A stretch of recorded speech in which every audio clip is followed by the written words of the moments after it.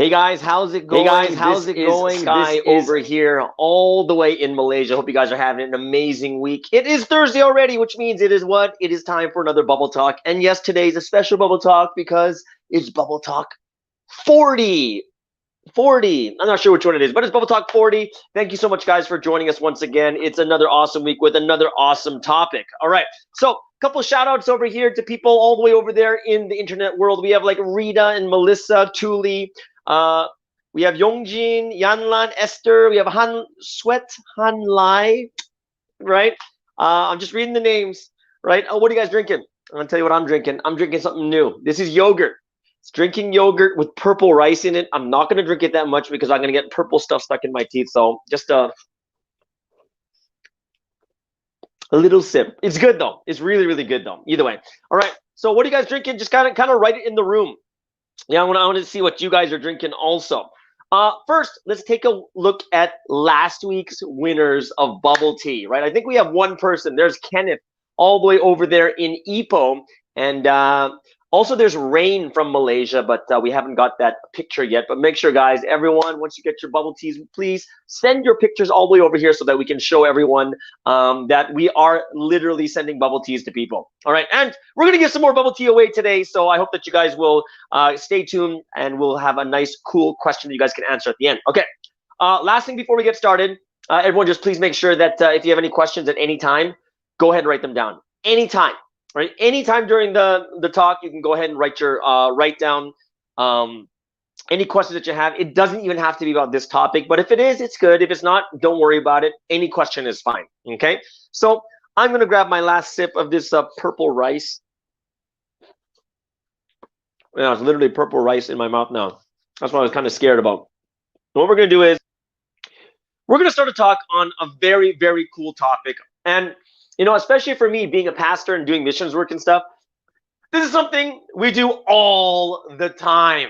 Okay, this is something because you know, you got to think about this. Today's topic is how to resolve conflicts in relationships, right? That's today's topic. And you're like, wow, yeah, how would you do that? And when I mean relationships, I don't mean like relationships of a boyfriend, girlfriend, or husband and wife. I'm talking about all relationships. Okay, so let's get into today's mindset of dealing with conflict and resolving them.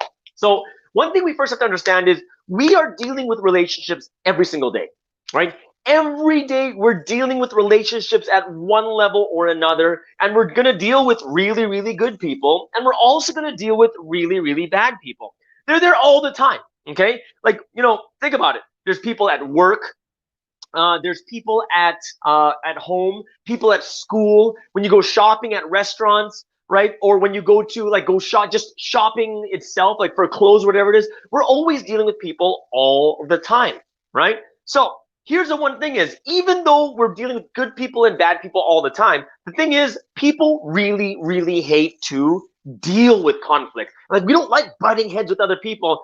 And when there's a problem coming, you know, what's the one thing everyone likes to do? Everyone kind of just like, oh man, do I have to deal with this? You don't want to talk to them. You don't want to like, you don't even want to see them. You're like, oh, why do I have to deal with this? And every time you see that person, you feel bad. And every time that person texts, you feel bad. And every time you're like, oh, I got to go to work and that guy is there. Oh, and you always feel bad. And you just don't want to deal with it, right? So today we're going to deal with how you can deal with these types of conflicts, okay? Like, I'll give you an example, guys. This happened to me last week. And this, you know, this is a relationship I'm dealing with me and my car, okay? And the people who towed my car. My car got towed last week. It was terrible. Terrible, worst thing that ever happened to me. Why? Because I'm going to tell you guys something. It's a secret that Malaysians already know is Malaysians are terrible parkers. They park everywhere. They double park. They triple park. They park in such a crazy way. It drives me nuts. So I was just being like a Malaysian and parking illegally. And after I came out of the cafe, my car was gone.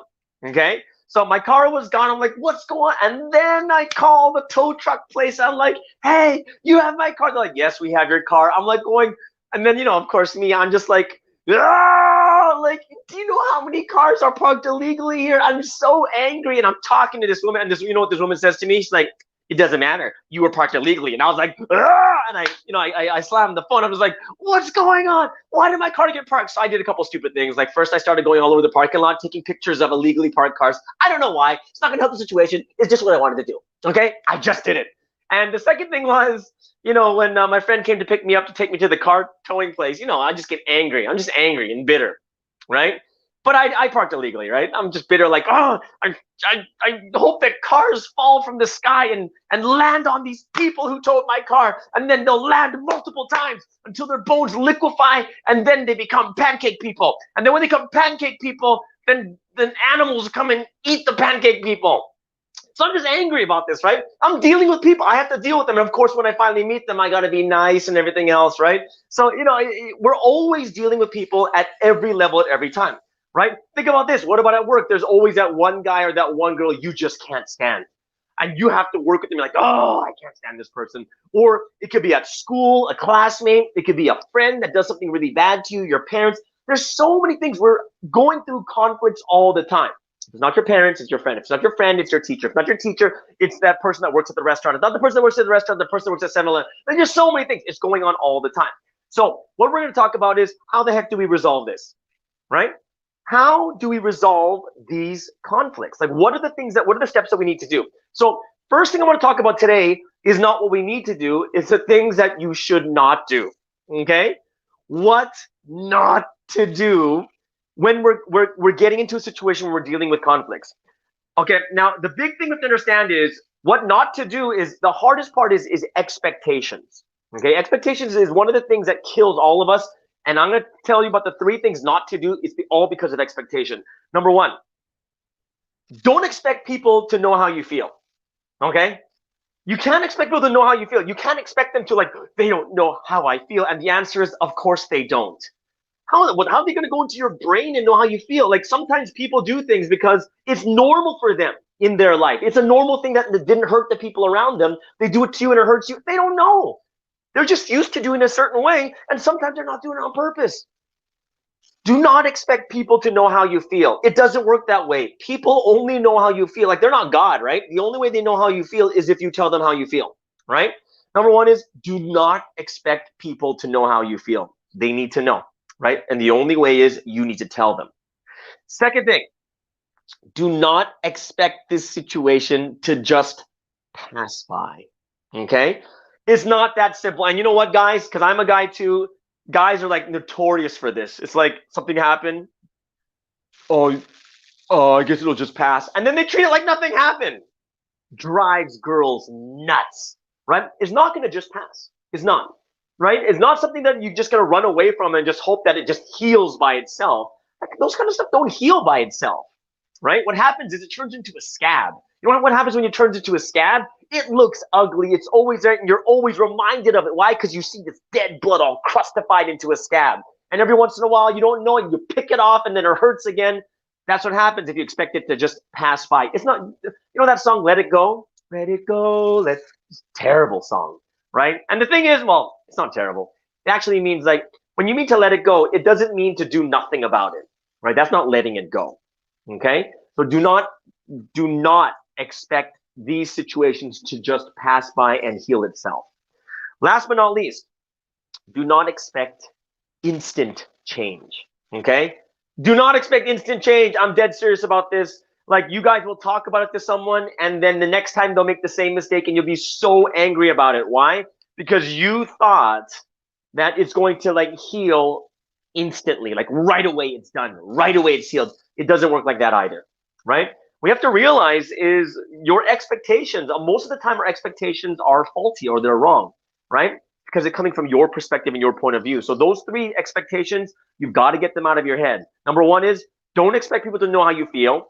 Right? Number 2 is don't expect the situation to just pass by. And number 3 is don't expect things to change instantly. A lot of times we all have our faults and we all have things that are wrong with us, and it takes time to change. It really does. Okay? So this brings us into the most important part is when we're resolving conflict, what are the 3 things that we should do? And I'm going to talk about today specifically is what are the 3 important things that we should say to people or express to people when we want to resolve an issue in any relationship, okay? In any relationship. Number 1, you guys got to be specific.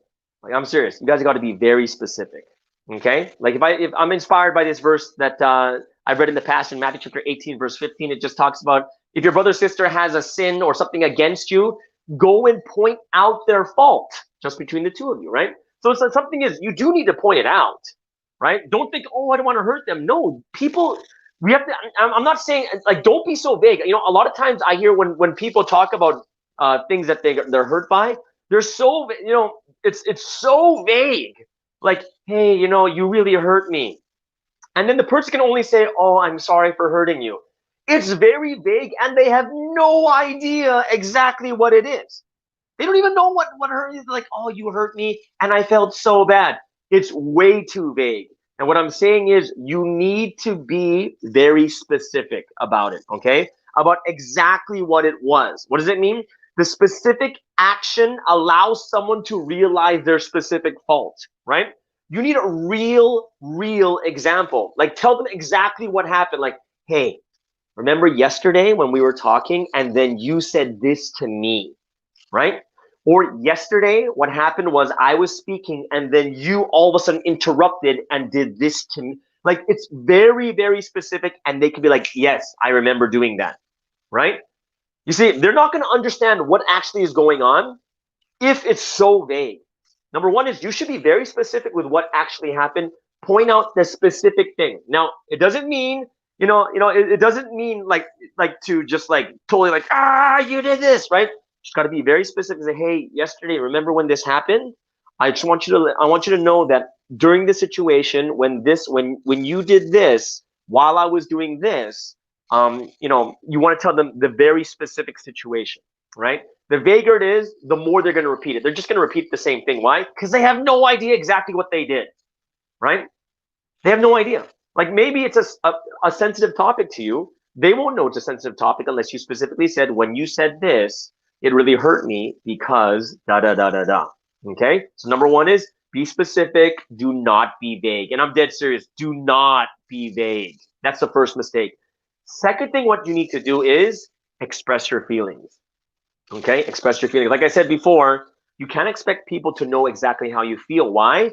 Sometimes people do things and they've always done it in their lives, and it's either number one is the people they hung out with before never got hurt by it, or number two is people never said anything.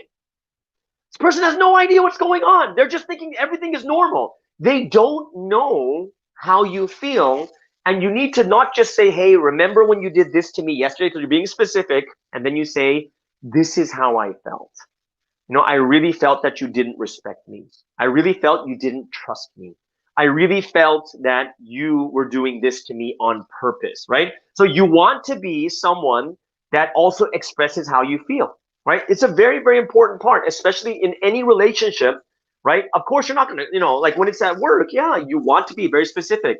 Hey, John, yesterday during the meeting, when I was speaking, you talked over me 3 times, and I really felt disrespected from you, right? That person needs to know how you feel, right? Now, when I'm talking, this verse that I like to use is Ephesians chapter 4, verse 25, right? So it says, each of you put off falsehood, speak truthfully to your neighbor. We're all members of one body. It's like even at your job, you're a member of one body. Even in your family, you're like one family. Your friends, you're one friendship, right? And when you think about this very carefully, you don't want to be like, oh, well, I'm okay. No, you just be honest, be truthful with it. Hey, yeah, when you did this, I felt this way, right?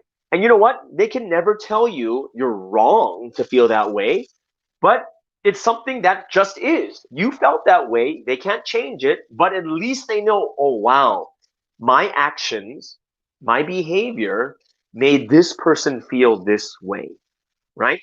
Now, third, the last one but not least, and this one is a very important one that you guys should, I think this has to be done very, especially when you talk about express your feelings. One thing is express it truthfully but not emotionally, right? Emotionally, it's just everything goes wrong when it's emotional, right? So just be truthful and say, hey, I really felt like this, and I really felt that you disrespect me, or you don't trust me, or I felt sad or depressed by this because I really felt, you don't think I'm worth anything. Just any of those. Speak truthfully, not emotionally. Okay. Now, last but not least, consequences.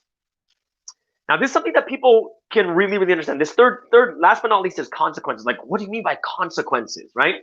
Like when I look in the Bible, because this is where I gain a lot of my wisdom, is in the Bible, God is very clear.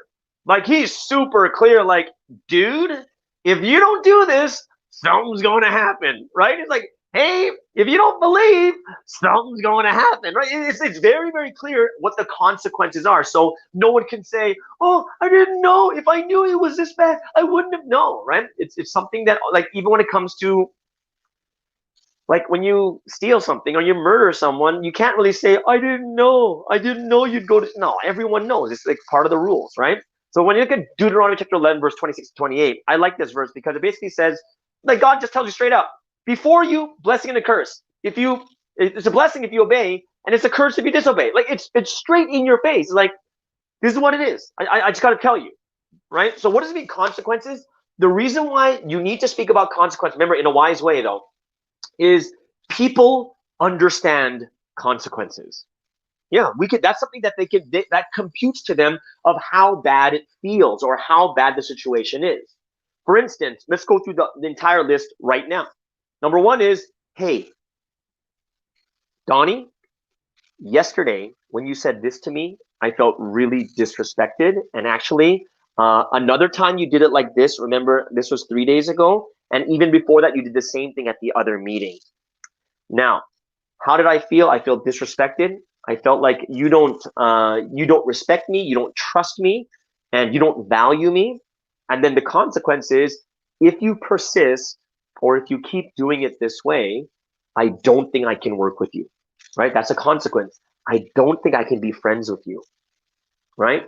I don't think I can talk to you very much if this persists, right?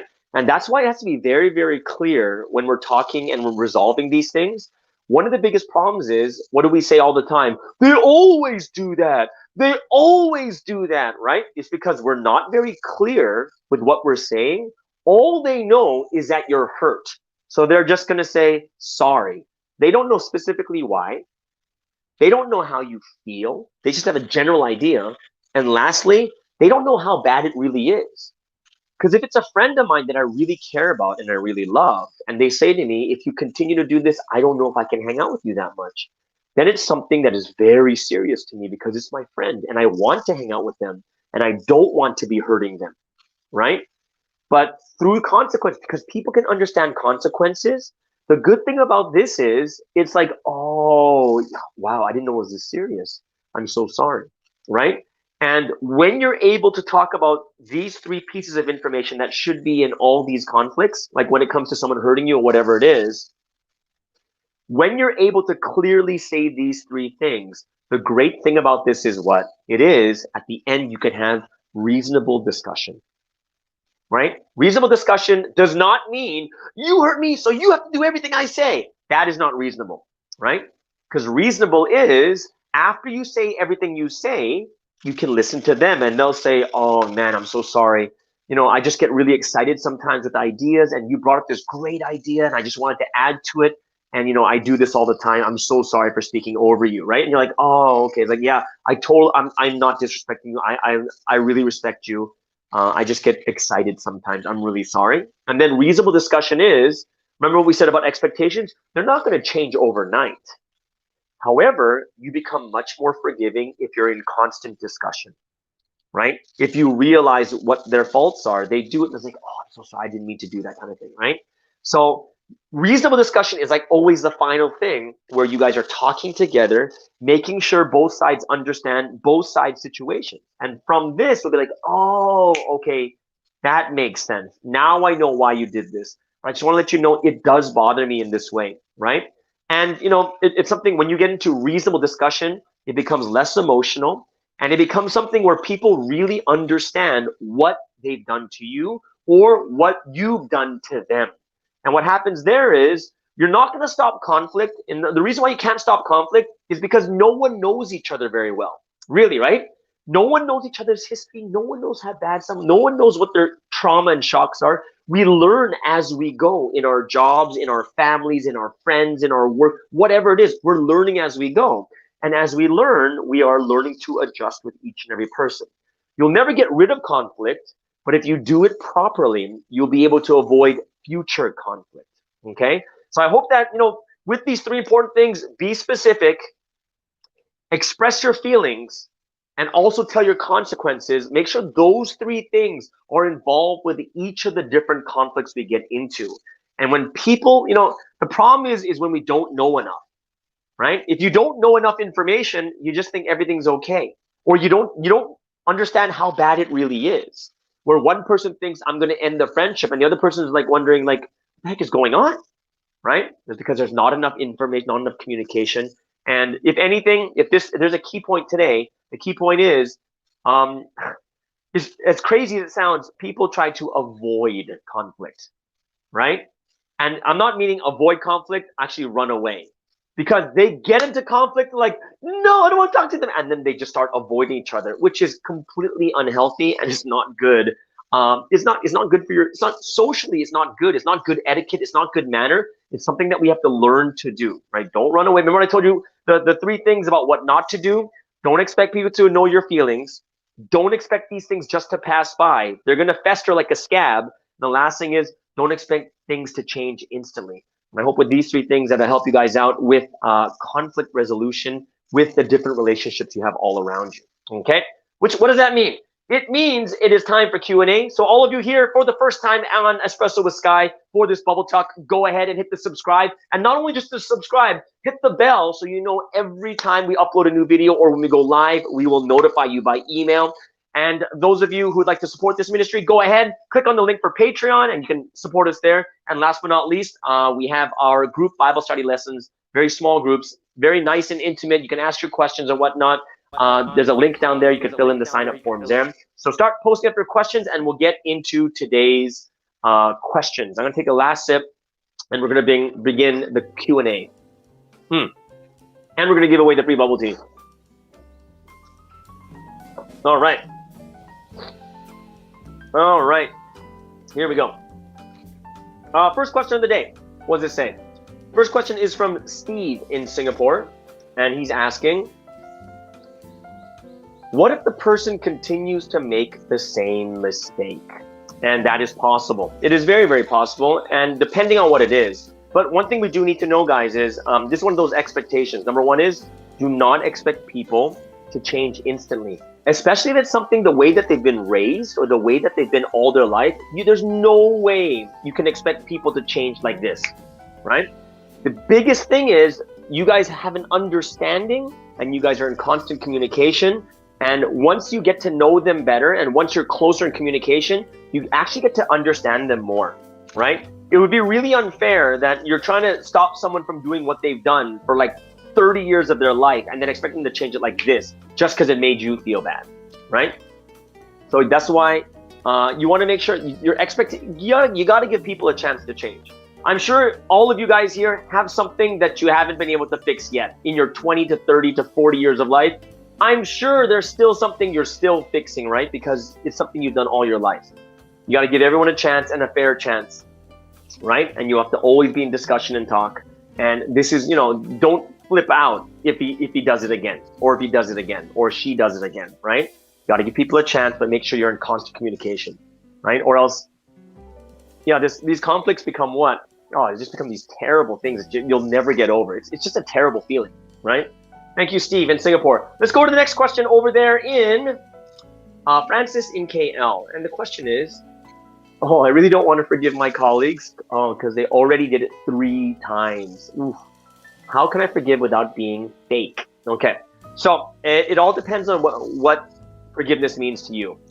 And that's the thing you have to kind of think about is, what does forgiveness mean? Some people might have this odd thinking that forgiveness means that you're forgiven. I forgive you and now we have to be friends. And the answer is, no, you don't. Right? It doesn't mean you have to be best friends. It doesn't mean you have to be good friends. Forgiveness is someone did something wrong. They acknowledge they did something wrong and they say to you, I'm sorry. It could be the 3rd or 4th time. And we're acknowledging that they acknowledge their mistake. Now, let me tell you why. When you forgive, you're doing it mainly for yourself. I'm going to tell you why, okay? It's for yourself. I'm dead serious. Think about this. When you can't forgive someone or when you're really angry at someone, how do you feel whenever they're around? How do you feel when you get a text from them? Just how do you feel when someone mentions their name? you feel terrible. There's no joy. There's no happiness, right? You just feel like, this person, this person. When there's something that's unresolved, you feel terrible constantly. When you forgive or when you resolve the situation, you know what's happening? You are untying it so that you don't have to feel that way anymore. You guys got to think about this. In the end, you're actually doing this for yourself. You feel terrible. You feel, I'm such a terrible, like, I can't stand this. No, it's you that feels bad. You resolving this conflict is actually helping you. Do you want to be like, do you want to have all your joy stolen? Do you want to be all day like, like, do you want to be like, it's crazy if you think about that. No one wants to be like that, right? You have to think also, this is for yourself. No one wants to be in that situation. No one wants to go to work upset every day because that person's there. What a terrible way to work and terrible mindset to have, right?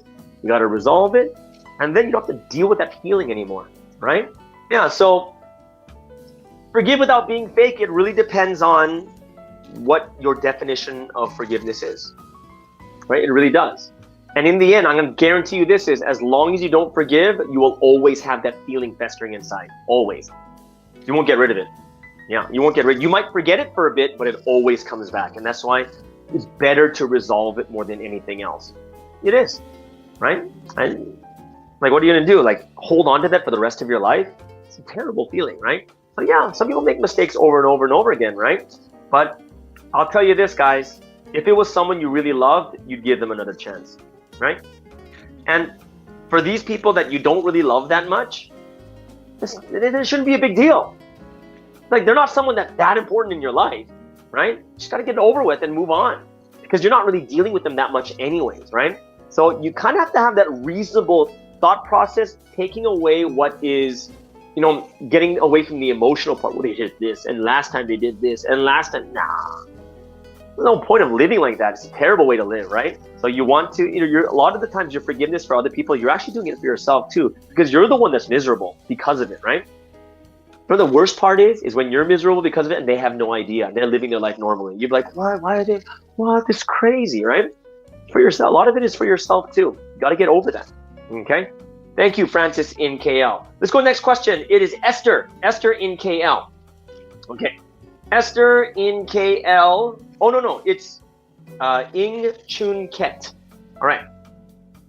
What if the other person is not willing to discuss with you? Okay. Yeah. So remember, in everything, in every relationship, there's always two sides that have to meet, right? And honestly, as long as you do your responsibility and your part, right?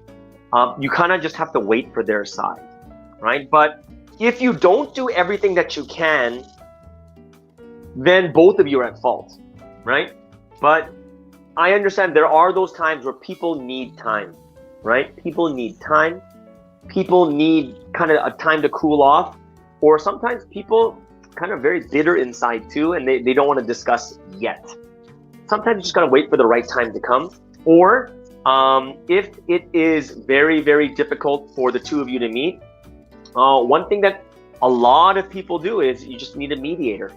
You need someone that knows both sides really well, someone that they can say everything that they want to say, that you can say everything you want to say, and there'll be a mediator in between, right? And that's also a very, very, that's a one way that's very professional. Whether it's at a personal level, you got a friend in between, right? Whether it's at a business level, you have a mediator for negotiations. Mediator is also one of the options you can take, and it's not a bad thing. Yeah, having a mediator is not bad either, especially if they'll never meet you. Then send someone to talk to them about it, right? And that's another way you can do it too. Okay, thank you for that awesome question. Our next question is from Esther. Esther in TPK. No idea what that means. Esther TPK. We can confront people with the same level. Well, what if it's your boss or your seniors or elder or people with a big ego? Well, here's the thing. Regardless of who it is, it shouldn't be able to stop you from expressing, going this, for instance, if it's a boss, it should be done very professionally. Because in life, there's not many times where there's levels, right? Unless it's your mom and your dad, but still you could talk to your mom and dad and tell them how you feel, right?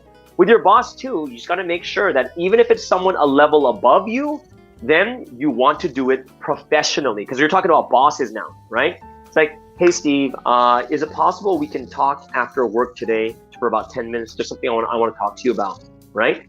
Or if it's not today, then maybe tomorrow.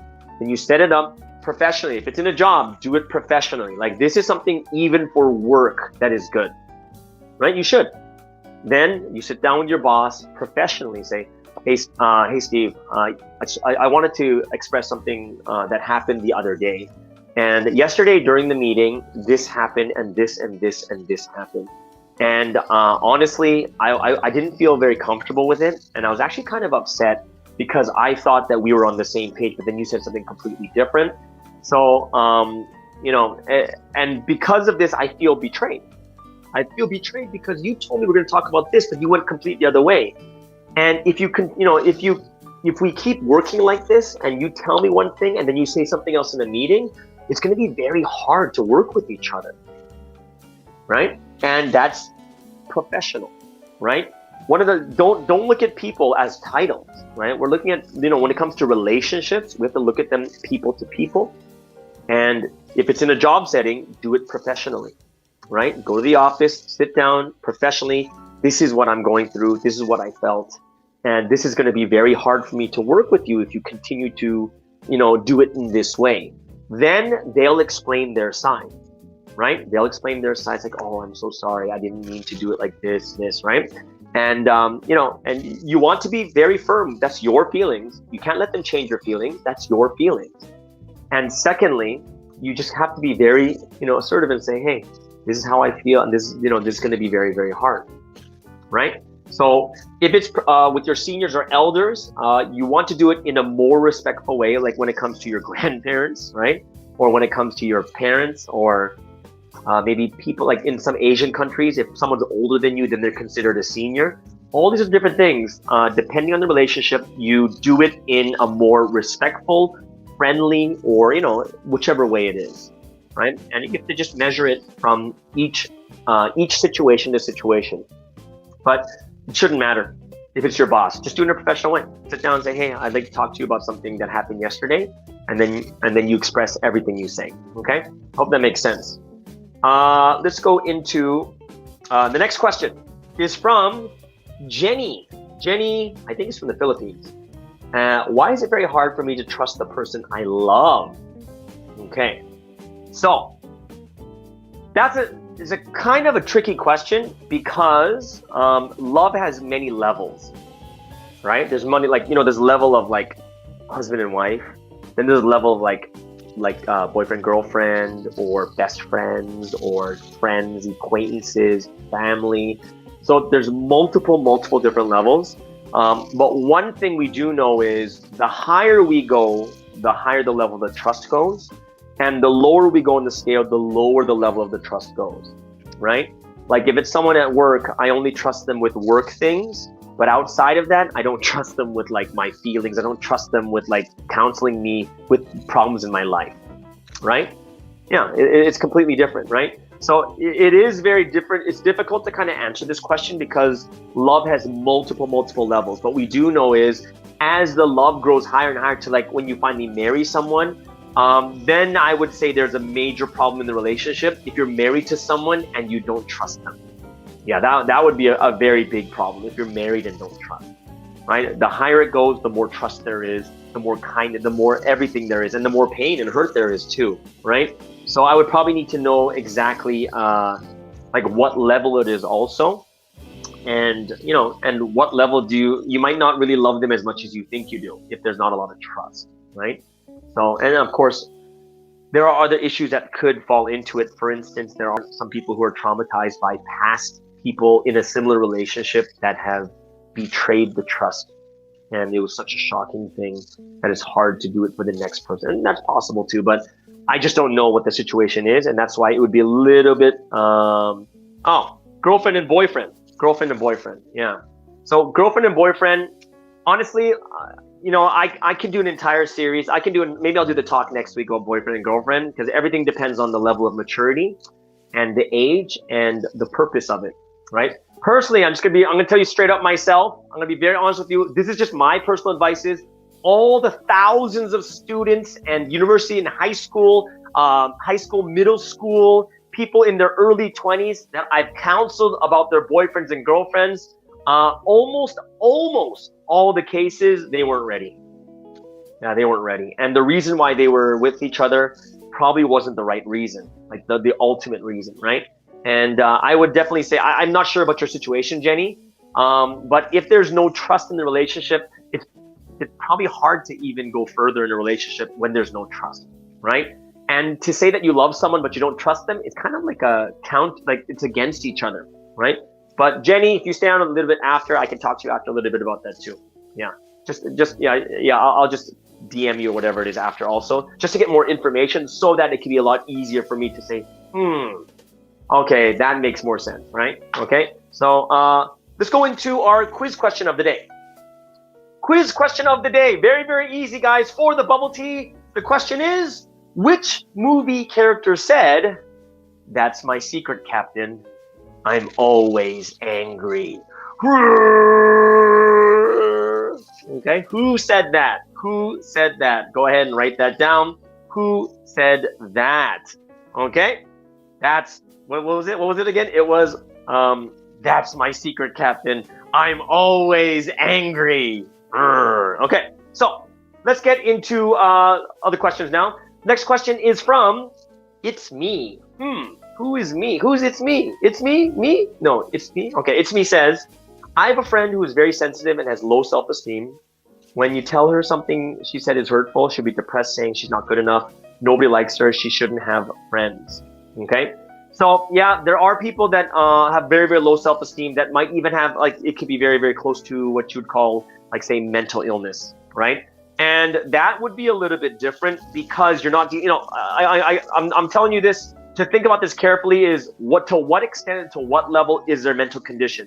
Because if they do have some sort of mental illness, you cannot treat people who are, I'm going to say, quote unquote, not normal, like in the normal range. Because when you have mental illness, you're out of the normal range, right? And when you're dealing with people outside the normal range, that is when you have to deal with things a little bit more differently and more delicately, right? And that's something that you need to actually figure out with some of your friends. Because a lot of people have mental illness and they have no idea that they do, right? They have no idea that they do, okay? So when it comes to these certain things, I do suggest you kind of get an idea of where their mental state is.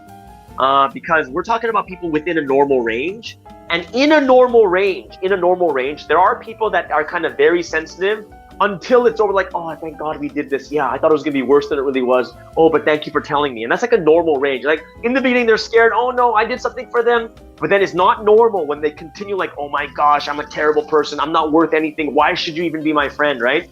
Then you want to kind of look at, okay, they're not in the normal spectrum, and they cannot be treated like a normal person, right? It's almost like a baby, right? When you look at a baby, you can't expect the baby to cook their own food and eat it themselves. It's not normal for a baby to do that, right? But if you're 20, yeah, it's like, make your own food, get your own water kind of thing, right?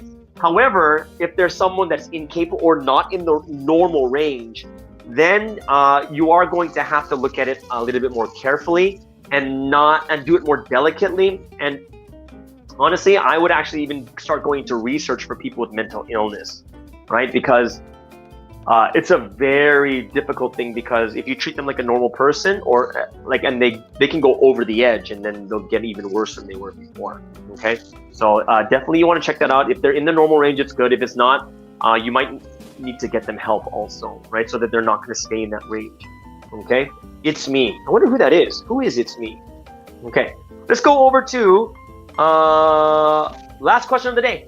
Last question is from Melissa. Melissa from Malaysia. And she says, "Why do I always feel bad so easily and apologize and talk things out, even if it's just a small matter? Is it because I don't have strong mental?" No, that's really good. That's really good. It's really good. That's the one thing I want people to do, right? So even if you feel bad easily, it doesn't mean, remember, you don't want to talk to it like it's always a serious thing, right? Because you don't have to talk like it's like, "Hey, let's sit down. Hey, remember yesterday when you looked at me?" And he's like, "Huh?" yeah, you kind of looked and you stared and you looked away and like, what? Like it could be something that's like, it's not even that big, right? Yeah, you could, you can talk about it. Or one good thing that if it's too sensitive, right? Like even if you think like, man, this is kind of weird, because reasonably speaking, that doesn't make any sense. Which means that you could just be an extra sensitive person. And one great thing is, even if you're sensitive, doesn't mean you're bad or wrong. You just got to be self-aware. Self-aware meaning, oh, I am a sensitive person, and then you want to look at what just happened, like in a normal setting. Like, is that something that is too sensitive or not? And you have to think, be reasonable about it, and it's good to talk to someone about it first before you talk to that person, right? Talk to someone else and say, hey, let me ask you something. I'm a little bit sensitive, and I kind of felt bad when this person did this to me, but I also know that sometimes I'm too sensitive. So I just want to get some feedback. Do you think that's too sensitive? And the person's like, well, maybe they weren't thinking that. Like, are you sure that they were looking at you? Or like, because I wouldn't be sensitive. I wouldn't be hurt by this. And then you'll get a better idea. Like, oh, okay. And that's why it's good to have friends around, like a good sounding board, right? You talk to them, you hear what you say, like, huh. And then you listen to them, they're like, well, I think that's quite normal in that situation. I think it's quite normal. And they're like, oh, really? Yeah, I think it's normal. But if you're really still hurt by it, maybe you should just talk to them, right? And it's always better to talk than to not. And sometimes you don't need to talk directly to the person. You're sensitive, like you said, right? You're easily, feel bad easily, and you talk things out, even if it's just a small matter. And it's a good thing, also, because you can actually have a better gauge of other people when you do something to someone else, like, oh, I feel bad, I did that to them, and you can talk to them, and they'll say to you, oh, no big deal, and you're like, oh, that's not a big deal for this person. Huh, interesting, right? And you can actually gain more and more information. This kind of stuff is not a big deal. Interesting, right? And as long as you're self-aware, oh, I'm kind of easily hurt or easily feel bad, right? And it's good to have maybe a mentor or someone respected, and you talk to them and they'll kind of bounce feedback off of you. And that's a really, really good thing, okay? And it's got nothing to do with not having strong mentality. It's just that everyone is different. Some people are more sensitive than others. It's got nothing to do with mentality. Yeah.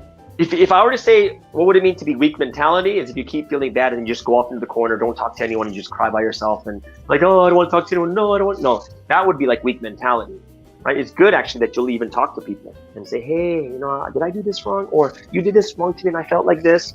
And yeah, and like I said, like you can already see here that you're easily feeling bad, which means you're somewhat self-aware that you are a little bit extra sensitive. And that's a good thing, to be self-aware and have someone you trust, maybe one or two people, and just talk to them like, hey, I felt bad about this. What do you guys think about this? And they'll be like, well, I don't know. For me, I wouldn't feel that bad. But, oh, really? Yeah, I don't think it's on purpose, right? And then you'll have a better idea how to gauge these things too. So sometimes you don't need to talk directly to the person. You can talk to someone else, right? And kind of use it as a sounding board of figuring out, is this too sensitive or maybe not, right? Okay. So thank you, Melissa, for that wonderful question, which means we're getting into today's bubble tea winners. And the number we're choosing today is the number 3. So today's winner of bubble tea is Esther TPK from Facebook and Shu Go. Yeah, Shu Go from YouTube. Congratulations, everyone. Esther and Shu Go. I don't know how to do the X. X is really hard for me. Shu Go. All right. Congratulations. Make sure you email espressowithsky@gmail.com to get your free drink. And don't forget to take the picture and send it before next week. Thank you so much, guys. Everyone, have a wonderful and awesome day. Have an awesome weekend. And we'll see you guys next week. Bye-bye.